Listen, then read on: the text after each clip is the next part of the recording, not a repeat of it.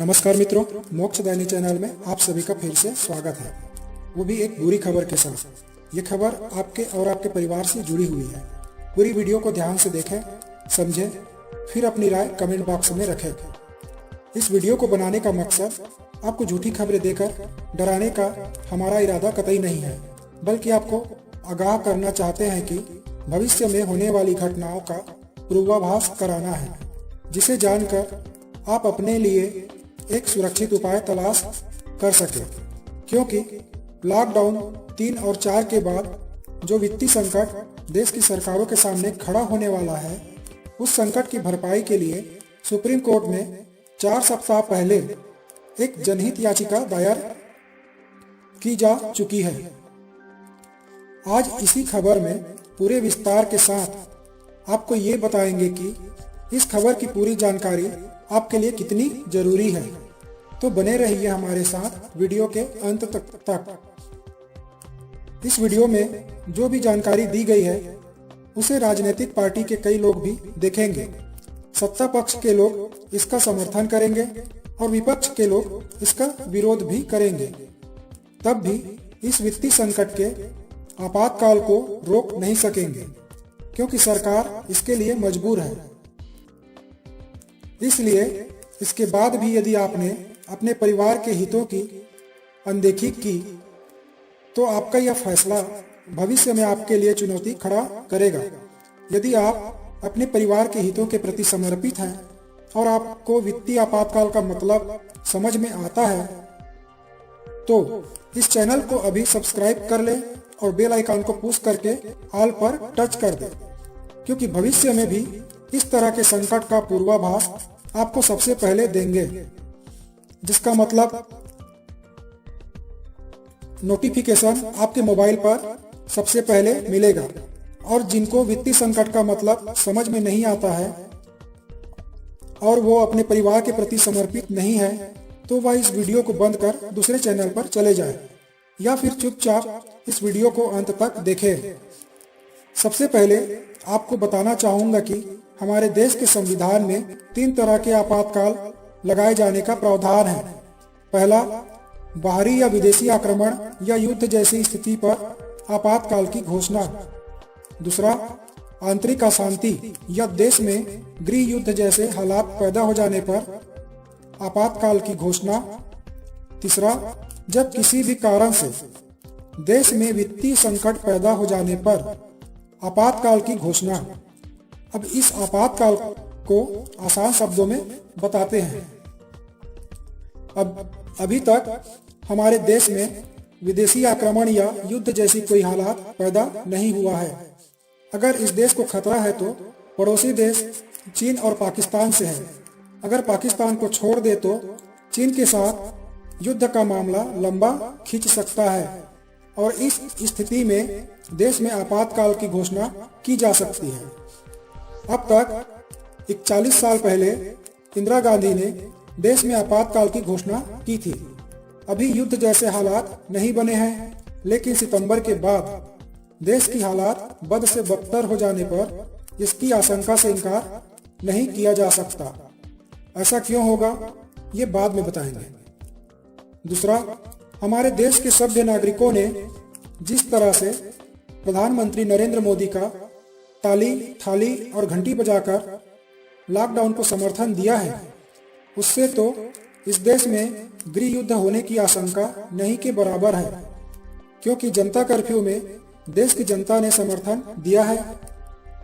और यदि मुसलमानों को देखें तो नरेंद्र मोदी के रहते हुए इस देश में गृह युद्ध करवाने का साहस नहीं कर सकते, क्योंकि उनको भी पता है कि भारत देश ही उनके समुदाय के लिए एक सुरक्षित जगह है। तो इस आपातकाल को भी छोड़ दें। तीसरा, अब आता है वित्तीय आपातकाल। इस आपातकाल को जरा अच्छे से ध्यान देकर समझने का प्रयास कीजिए, क्योंकि इस वीडियो में इसी आपातकाल की बारीकियों को विस्तार से बताया गया है। मैं आपको बताना चाहता हूं कि जब कोई भी घटना अचानक नहीं घट जाती, बल्कि यह पहले से ही एक एक कड़ियां सिलसिलेवार जुड़ती चली जाती है। जो अचानक एक दिन घटना का रूप ले लेती है।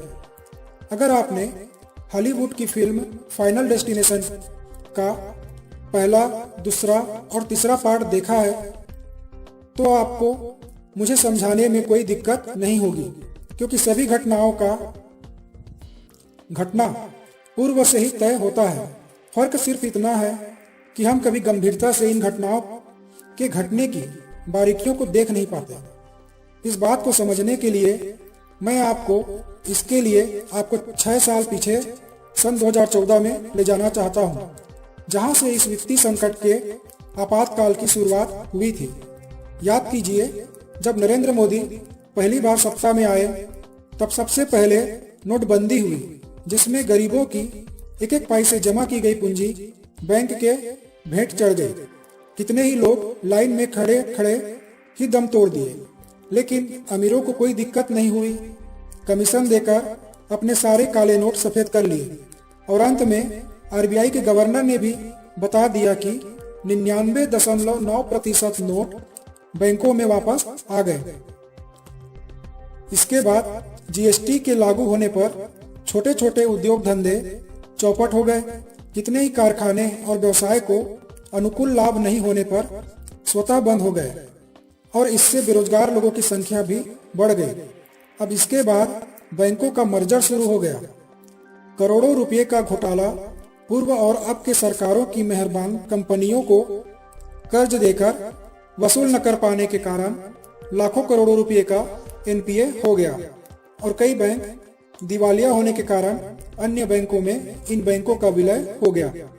और इसी के कारण जो बैंक बंद हुए उनमें हजारों लोगों के द्वारा जमा की गई फिक्स डिपॉजिट और अन्य प्रकार की नकदी और लाकर में रखे हुए सोना चांदी सब कुछ खत्म हो गए, क्योंकि उस समय के नियम के हिसाब से बैंकों के डूब जाने के बाद ग्राहक सिर्फ 1 लाख रुपए तक के रकम वापसी के हकदार ही रह गए।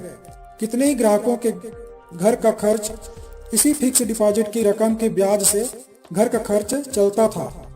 किसी ने अपने बच्चों की शादी के लिए संभाल कर रखे थे तो कोई अपने माँ बाप के इलाज के लिए पैसा जमा कराए थे।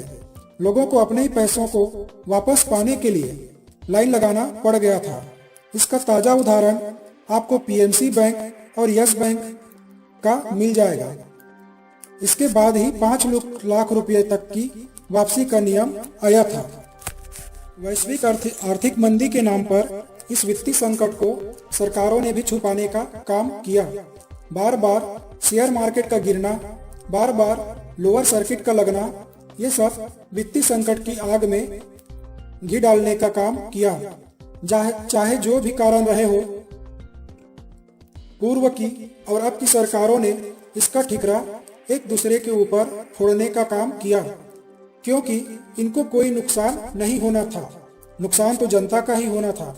इसके बाद आर्थिक मंदी के नाम पर सरकारी खर्च के लिए प्रतिष्ठित और लाभ देने वाली नवरत्न कंपनी, एक ऑयल रिफाइनरी कंपनी को सरकार ने अपने हिस्से के शेयर को अपने पार्टी की सहयोगी कंपनी को औने पौने दाम में बेचकर अपनी जरूरतों को पूरा किया। आगे रघुराम राजन पूर्व गवर्नर को अपने हिसाब से काम न करने के कारण इस्तीफा लेकर अपने ही एक अनुभवहीन व्यक्ति को गवर्नर बनाकर मनमाने ढंग से आरबीआई से पैसों का दुरुपयोग किया गया। देश की वित्त मंत्री जिन्होंने कभी चूल्हा चौका नहीं किया, ऐसे इंसान को देश का वित्त मंत्री बनाया गया। ये सभी बातें गंभीर वित्तीय संकट को जन्म देकर उसे बढ़ा दिया। अब जो घनघोर संकट है वो है कोरोना वायरस का। देश की आर्थिक विकास दर की पहले ही कमर टूट चुकी है, उस पर ये महामारी पता नहीं कब तक ये देश में सरकार के पास बचे हुए पैसों को लूटेगी। इस देश के सभी राज्यों में कोरोना पीड़ितों के इलाज के लिए दवाई और टेस्टिंग किट के लिए अब तक कई लाखों करोड़ रुपए खर्च कर दिए गए, लेकिन महामारी है कि कंट्रोल ही कब होगी इसका पता नहीं। इसका जवाब सरकार, डॉक्टर और विश्व स्वास्थ्य संगठन के अधिकारी भी नहीं बता पाए। अगर यह अनिश्चितता बरकरार रही तो इस देश के सरकार के पास इतना पैसा ही नहीं बचा है कि संक्रमण से पीड़ित लोगों का इलाज कर सके। स्थिति ही ऐसी आ गई है कि संक्रमितों को खुला छोड़ा भी नहीं जा सकता और नहीं उन्हें मारा जा सकता है, क्योंकि सरकार के पास कोई विकल्प नहीं बचा है। सरकार को चाहिए इनके इलाज के लिए पैसा, जो कि सरकार के पास है नहीं। अगर आपसे मांगे तो आप देंगे नहीं, क्योंकि लॉकडाउन के चलते आपने जो पैसे बचा कर रखे थे वो आपसे खर्च हो गए। आगे अपने परिवार की जरूरतों को पूरा करने के लिए ही पैसे नहीं बचे हैं तो आप देंगे कहाँ से? अब सरकारी नौकरीशुदा लोग जो तनख्वाह पर जीवन जीते हैं, उनके पगार अगर समय से ना मिल पाए तो घर का खर्च कैसे चलेगा? प्राइवेट नौकरी वालों को कौन सी कंपनी बिना काम किए तनख्वाह दे देगी? जब लॉकडाउन के चलते कंपनी का काम ही नहीं होगा तो पैसा आएगा कहां से? जहां पर रेड जोन घोषित हुआ है वहां तो लॉकडाउन के चलते काम धंधा पहले ही बंद हो चुका है। जब तक ऑरेंज जोन में वह क्षेत्र नहीं आ जाता तब तक कुछ भी नहीं हो सकता। सिर्फ घर में बंद रहो। अमीर लोगों को कोई फर्क नहीं पड़ने वाला, क्योंकि ये लोग अपना पैसा बैंकों में नहीं रखते, बल्कि अपना काला धन अपने घर के टॉयलेट में नोटों की बोरियों को कंटेनर में भरकर रखते हैं। सरकार को भी पता है, लेकिन पार्टी का सहयोग करने के कारण कभी इन पर रेड भी नहीं पड़ती। जब तक सरकार का संरक्षण प्राप्त है तब तक दोनों का ही भला होता रहता है। तो अब सरकार भी मजबूर है, क्योंकि उसके पास कोई नकदी बाकी नहीं रह गई है और कोरोना संक्रमितों को खुला छोड़ भी नहीं सकते।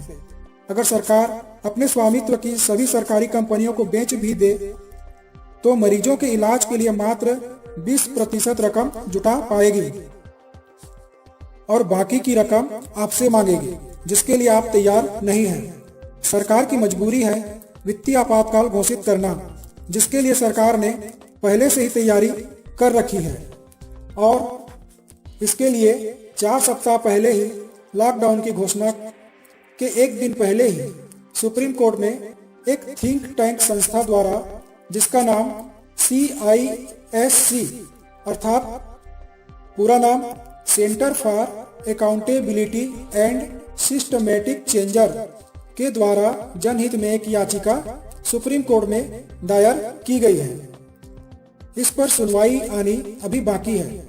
अगर सुप्रीम कोर्ट इसके पक्ष में फैसला देता है तो सरकार को भारत की संविधान अनुच्छेद 360 के द्वारा प्राप्त अधिकार वित्तीय आपातकाल के तहत केंद्र सरकार को निर्देश देने की मांग की गई है, जिसमें लॉकडाउन के दौरान आपदा प्रबंधन में हुए आर्थिक नुकसान की रिकवरी के लिए लॉकडाउन समाप्त होने के पश्चात वित्तीय आपातकाल घोषित करना होगा। अनुच्छेद 360 राष्ट्रपति को वित्तीय आपातकाल की घोषणा का अधिकार देता है। अगर राष्ट्रपति को यह लगता है कि देश की वित्तीय स्थिरता को खतरा है तो वह केंद्र की सलाह पर वित्तीय आपातकाल की घोषणा कर सकता है। 1978 के 40वें संविधान संशोधन अधिनियम में यह स्पष्ट किया गया है कि राष्ट्रपति की इस घोषणा की न्यायिक समीक्षा करने का सुप्रीम कोर्ट को अधिकार है।